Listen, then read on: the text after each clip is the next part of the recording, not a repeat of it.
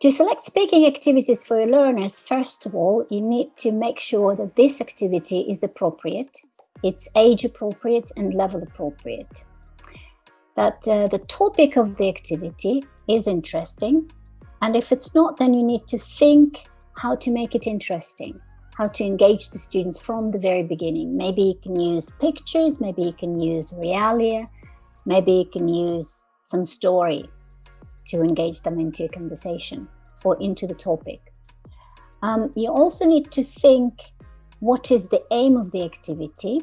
What do you want to achieve with it? Because you may want to practice the target language. So, and in this case, you need also to select whether the activity will be suitable for it or not. Or you may want to develop fluency. So, and in this case, the students need to have enough information to speak freely on this particular topic. Based on these components, you need to select the type of the activity, whether it is information gap, survey, interview, ranking activity, or a role play. So if you want to practice the target language, so in this case, gap fill activity or a survey or an interview questions or an interview with set of questions will be more appropriate. But if you want them to develop fluency, in this case, maybe role play or mingling activity or simulation would be better.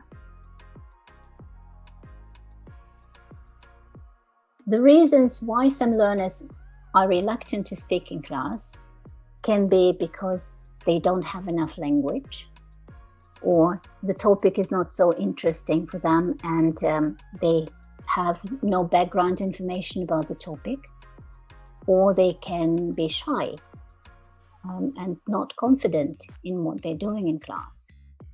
So if they have problems with language, we can help them by pre-teaching some useful language. Can be vocabulary, can be functional language.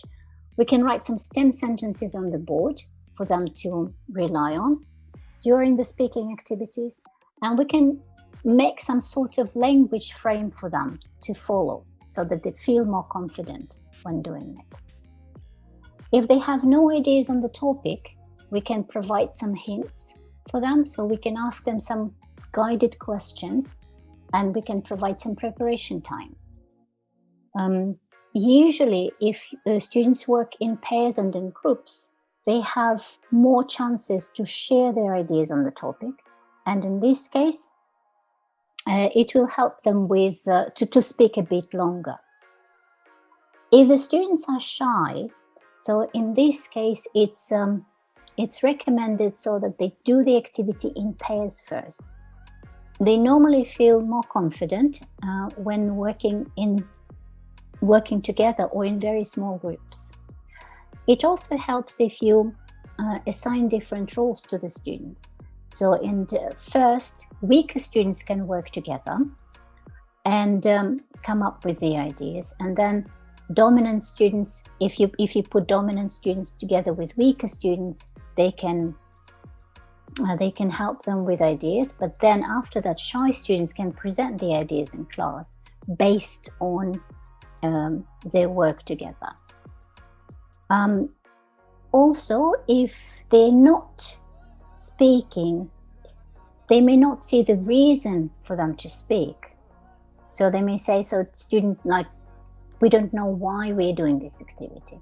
In this case, it's really, really important for the teacher to make this activity communicative.